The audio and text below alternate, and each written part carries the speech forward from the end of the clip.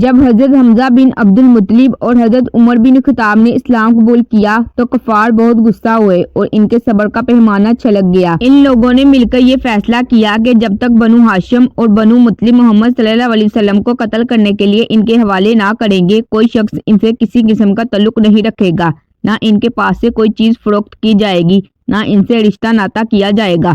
جب بنو ہاشم کو اس خوفناک معاہدے کا علم ہوا تو وہ ہراساں نہ ہوئے اور مشرکین کا مطالبہ ماننے سے انکار کر دیا۔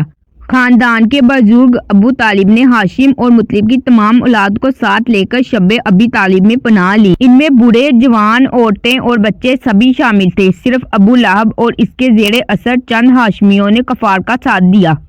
شب ابی طالب سے متعلق مختلف روایات ہیں۔ کسی روایت میں اسے دامن کوہ کا ایک کشادہ مکان بتایا گیا ہے اور کسی میں اسے پہاڑ کا ایک دڑا بتایا گیا ہے۔ مشرکین مکہ نے یکم محرم 7 نوی کو شب ابی طالب کا محاصرہ کر لیا اور اس میں اتنی سختی برتی کہ کھانے پینے کی کوئی چیز ان تک نہ پہنچنے دیتے۔ باہر سے اگر کوئی سوداگر گندم فروخت کرنے کے لیے لاتا تو اس سے ایک ایک دانہ قابو کر لیتے تاکہ وہ خرید نہ سکے۔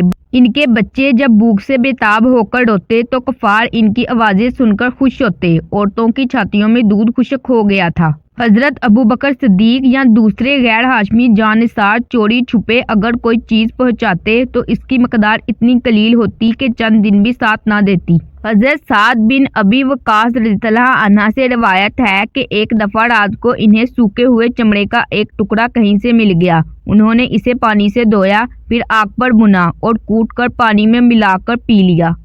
ان 3 سالوں کے دوران جب کبھی حج کا موقع آتا تو آپ صلی اللہ علیہ وسلم شب ابی طالب سے باہر نکلتے اور لوگوں کو دعوت توحید دیتے۔ بدبخت ابو لہب حضور صلی اللہ علیہ وسلم کے پیچھے پیچھے پھرتا اور لوگوں سے کہتا، لوگوں میرا یہ بھتیجا دیوانہ ہو گیا ہے، نعوذ باللہ، اس کی باتوں پر مت دھیان دو ورنہ نقصان اٹھاؤ گے۔ کفار میں بعض رحم دل آدمی بھی تھے۔ ان کا دل بنو ہاشم کی مصیبت پر کڑھاتا تھا، لیکن ان سے علانیہ ہمدردی کا اظہار کر کے وہ دوسرے کفار کی دشمنی مول نہیں لے سکتے تھے۔ لیکن ایک دن عجیب واقعہ ہوا۔ حضرت خدیجہ رضی اللہ عنہا کے بھتیجے نے اپنے غلام کے ہاتھ کچھ گندم اپنی پھوپھی کو دینے کے لیے روانہ کی۔ رستے میں اسے ابو جہل مل گیا۔ پوچھا، گندم کہاں لیے جا رہے ہو؟ اس نے کہا، شب ابی طالب خدیجہ رضی اللہ عنہا کے پاس۔ ابو جہل نے اس کا راستہ روک لیا اور کہا، یہ ہرگز نہیں ہو سکتا، بنو ہاشم کو ہم گندم کا ایک دانہ بھی نہیں پہنچنے دیں گے۔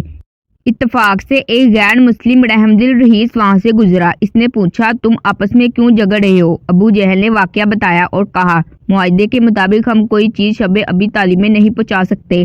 اس رئیس شخص نے کہا، خدیجہ رضی اللہ عنہا نے کچھ گندم اپنے بھتیجے کے پاس امانت رکھی تھی، اگر وہ واپس کرنا چاہتا ہے تو ہمارا اس میں کیا حرج ہے؟ ابو جہل نے کہا، تم بھی بنو ہاشم کے خیر خواہ معلوم ہوتے ہو، ہمیں اس کی پرواہ نہیں، لیکن میں یہ گندم شب ابی طالب میں ہرگز نہیں پہنچنے دوں گا۔ اس شخص کو بھی اب جوش آ گیا۔ اس نے کہا، اچھا تو پھر میں بھی دیکھوں گا کہ تم یہ گندم کیسے بنو ہاشم تک نہیں پہنچنے دیتے۔ یہ کہہ کر اس نے ابو جہل کو پکڑ کر زمین پر دے مارا اور خوب پیٹا حتیٰ کہ وہ لہو لہان ہو گیا اور دم دبا کر بھاگ گیا۔ اب اس غلام نے گندم شب ابی طالب میں پہنچا دی۔ ابو جہل کی رسوائی کا قصہ جب عام لوگوں میں پھیلا تو لوگوں نے طرح طرح کی باتیں کرنا شروع کر دی۔ ایک رحم دل شخص ہشام عمری عبد المطلب کے نواسے کے پاس گیا اور کہنے لگا، تم یہ کیسے گوارا کرتے ہو؟ تم تو دونوں وقت سیر ہو کر کھاؤ اور تمہارے ماموں روٹی کے ایک لقمے کو بھی ترسے۔ اس نے کہا، میرے بس میں ہوتا تو میں اس ناپاک معاہدے کا قصہ کب کا ختم کر چکا ہوتا، لیکن افسوس میں اکیلا ہوں۔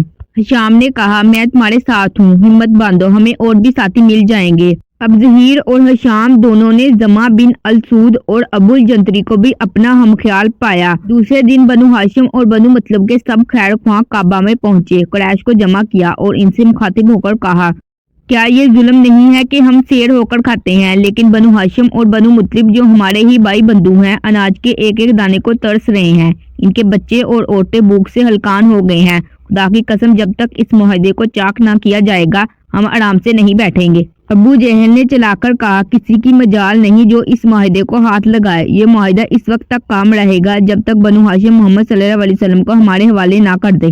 اس پر انہوں نے کہا، تو جھوٹ بکتا ہے، ہم تو پہلے ہی دن اس معاہدے پر راضی نہ تھے۔ اس کے بعد انہوں نے اس معاہدے کو دڑے کعبہ سے اتار لیا اور پرزے پرزے کر کے ہوا میں اڑا دیا۔ کفار منہ دیکھتے ہی رہ گئے۔ اس کے بعد وہ سب مل کر شب ابی طالب پہنچے اور ان سب کو باہر نکالا۔ اس طرح 3 برس کی ہولناک قید کے بعد ان مظلوموں کو شہر میں